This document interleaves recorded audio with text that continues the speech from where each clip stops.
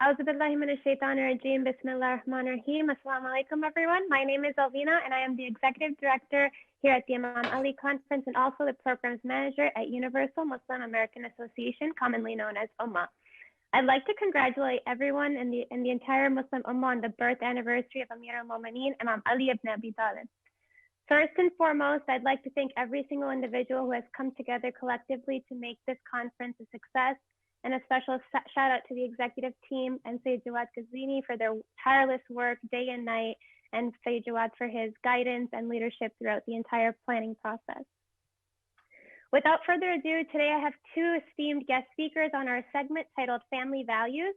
I'd like to welcome Sayyid Hussain Makke and Sister Huda al-Marashi. Sorry if I butchered the pronunciation.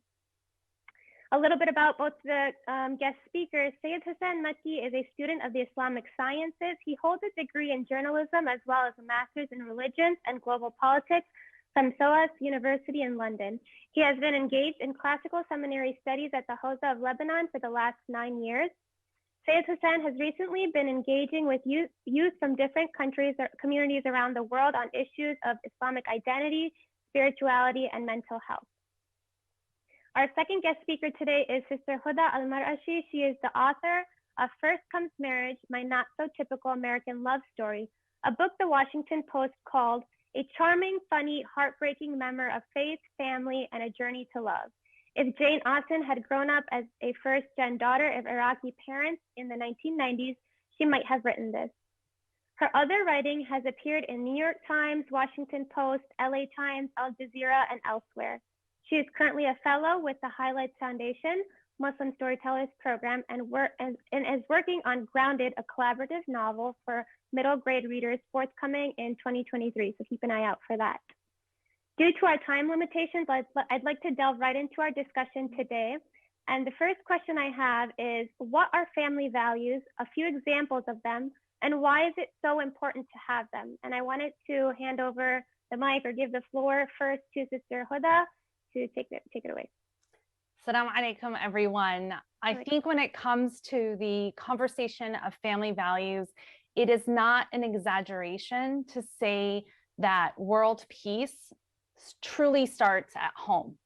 This is the first place where we model to young children how to get their needs met, how we model conflict resolution, and how we model leadership structures, how we interact with others. And so everything we are doing at home and with our children is literally felt for generations, because this carries on to how they interact with their children, their families, and what they take forward into the world. Thank you, Sister Huda. And now Sayyid Hussain. Assalamu alaikum, everyone. Alaikum salam. First of all, when it comes to values, I think it's very important that we understand that each individual has values in their lives, whether they realize it or not. And it's very important that we are able to realize it, because we can more consciously go into the direction of those values.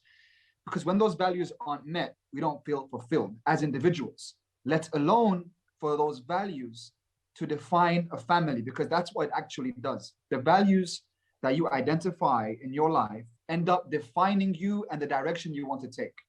So if there are no values, there's no direction. And if there are no family values, there isn't a family direction. That's why you read in several books the idea of a family getting together to make a mission statement. And they emphasize the fact that the parents cannot make it out like they are deciding what that mission statement is for the children. Rather, it has to be done in a way where they can all have a say, because the value is something that has to be met by all of them. But the central role of the parents has to be in a wise way to teach their children those values Islamically, which is what I want to speak about. Islamically, the conscious values that they want to go towards. And there are several examples of these, which inshallah over the course of the next 20 or 30 minutes we can go over. But what I really wanted to focus on were mainly three, and I hope I get enough time to explain them.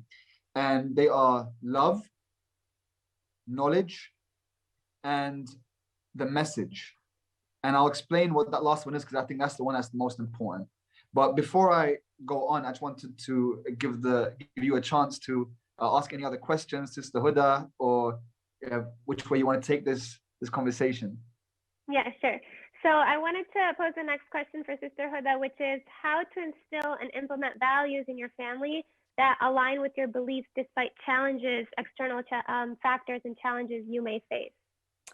Okay, the way I look at instilling family values in your within the family is as having three parts. So the first part would be to take care of yourself first. As I mentioned before, we're laying a foundation in our early childhood. So the first part is for us to look inward and to ask, what are we carrying from our childhood into our family dynamics? What is no longer serving us? And that may involve actually studying, getting therapy, journaling, really diving into our own history to see what dynamics are we carrying into the family. The second is to focus on your relationship with your spouse. I don't think that any family can focus on the family values that they're imparting their children if the relationship between the two spouses isn't structurally sound, right? That's where the foundation is built. And that also sometimes requires work. I think we tend to assume that we can sit back and these things can happen organically because we're just given children. We're allowed to have them. There's no legal license to get children, but that doesn't mean that these things don't require effort on our part, that they don't require education on our part. So we're educating ourselves about ourselves. We're educating ourselves about our relationship with our spouse, working to improve our relationship with our spouse. And I think that third step is where we can turn the focus on to our relationship with our children. And then when we're looking at our relationship with our children, what are the values that we're going to try to impart on them are things like open communication.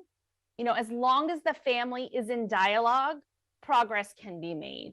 But when we see the family dynamic shutting down is when there is no communication.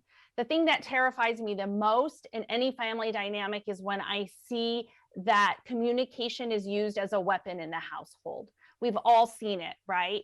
I'm unhappy with you. I'm unhappy with something with you that you've done. So I withdraw from the conversation. We don't talk. We don't stop talking. If there's number one family value that I have in my home is that there's absolutely never, ever any silent treatment, right? Because there can be no progress. And then it's up to the parents to facilitate and nurture the relationship between siblings, because that is another place where toxic interactions can come into play that will carry out through the generations. So parents then are in the position of power to become the facilitators of the other relationships. So we take care of ourselves, we take care of our relationship with our spouse, and then we focus on our relationship with our children, fostering open communications, and we facilitate the other dynamics within the family structure with siblings and even grandparents, aunts and uncles. Okay, and now I'll turn it over to Sayyid Hussain.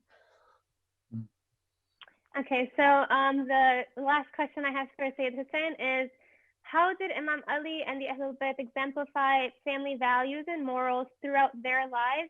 And how can we apply these and instill these values and morals in our own families today?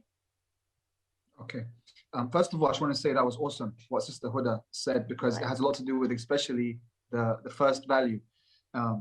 So all these values that I chose to speak about, of course there are more, but I chose to speak about these three, have to be based on this first one. Otherwise, no other values can be taught. The first one, the foundation for all the other values, is love.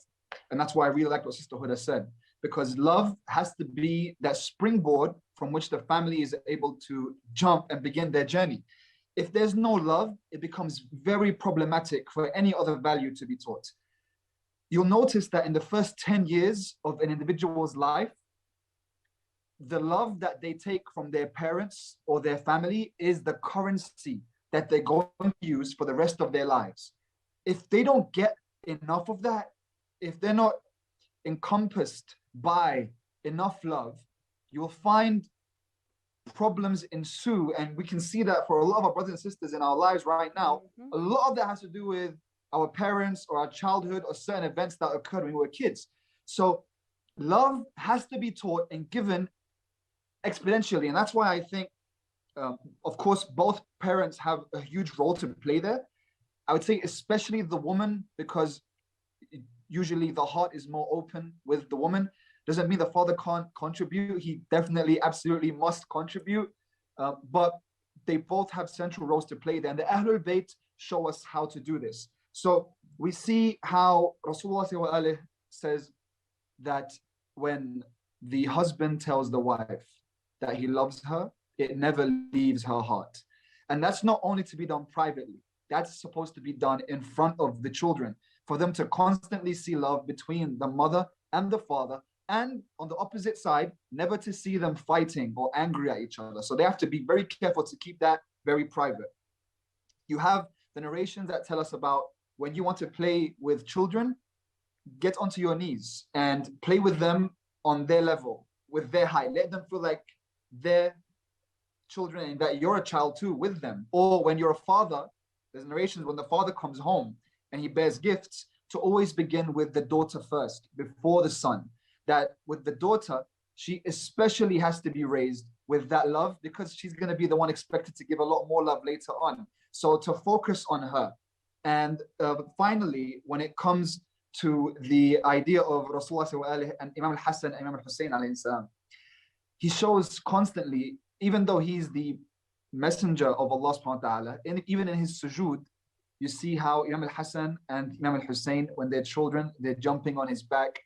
When he gets up, he's giving a lecture one time, and then they come and they interrupt his lecture as children, and he stops the lecture, and then he starts smiling and laughing with them, and everyone sees that. And Rasulullah is showing here that when it comes to the family, we're not supposed to block them out of whatever it is we're doing with our lives, with our work, especially when his job was the most important job in all of history. So he wouldn't even let that stop him. That's the first thing. The second thing is knowledge. The value of knowledge is something that is really underlooked and underestimated. We think we could just put our kids in Saturday school and madrasa and for them to learn how to read some Arabic words, and that's enough. And it's not enough.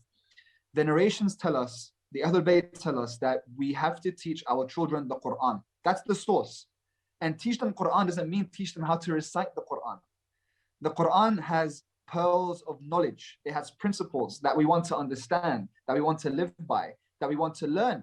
The parents have to be equipped enough to teach these skills to the children, to teach them how to incorporate Quranic teachings into their lives. Like we look at Marashi, and Sayyid Ali Khamenei always says that his mother telling him about the stories of prophets when he was a child, like Musa and Isa and what they did, the stories from the Quran, that was so impactful on him from a young age. So he would see them as superheroes, right? This is before the Avengers and Marvel and everything. So when you're telling about Musa, and Musa split the sea, and Jesus brought the bird back to life, and you think, wow, and this mixes with your blood and your flesh, and you become really inspired by these personalities. The Ahlul Bayt tell us to teach our children how to ride horses, how to swim, and swordsmanship. Okay, so right now, these don't seem like skills that we need very often, but think about it.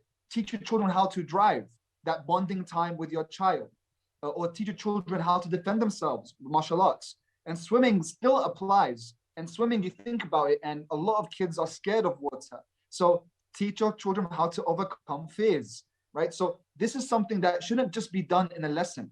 Don't just send them to driving school or a swimming school or swimming lessons. You teach them. It's important for the parent to be able to teach those skills to the child.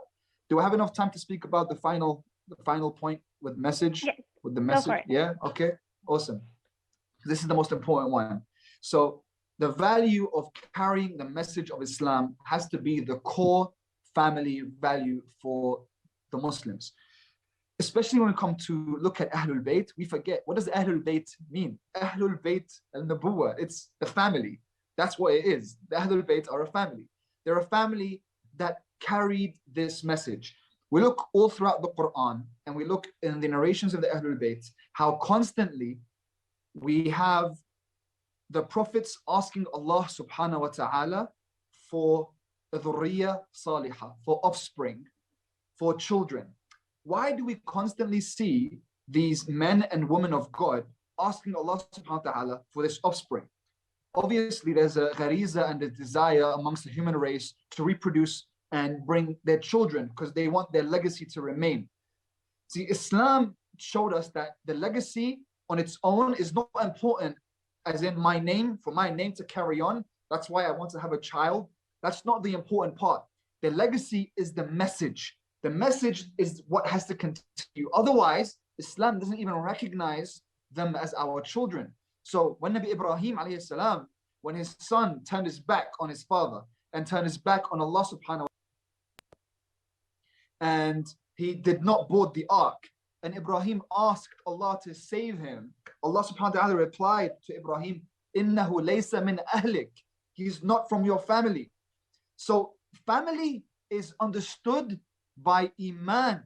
It's not just the blood ties. So on that day, on the judgment day, the Quran tells us, فَلَا أَنْسَابَ بَيْنَهُمْ يَوْمَئِذٍ. On that day, it's not about us being brothers and sisters from the same womb. It's about the path that we tread. So we look at the path. Sayyidah Zahra alayhi salam, she brought a whole progeny, a whole legacy, carrying the message of Rasulullah. And what we have to do when we marry, we have to realize that when I'm looking for a spouse, it's bigger than just her for me and me for her. There's a global background that we have to take into consideration. It's not only what we want. We have to look at, what does our Imam want? What does our Imam need?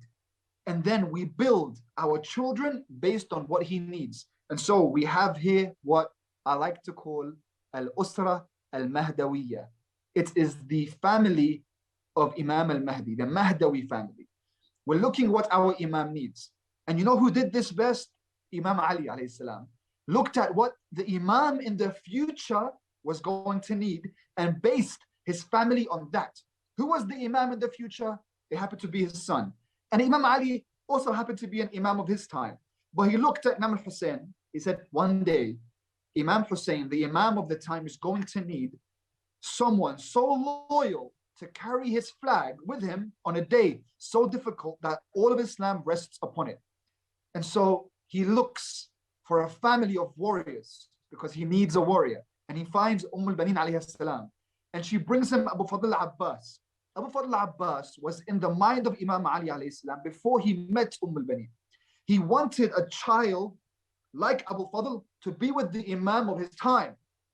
So he worked, he designed it in his family in order to have this child.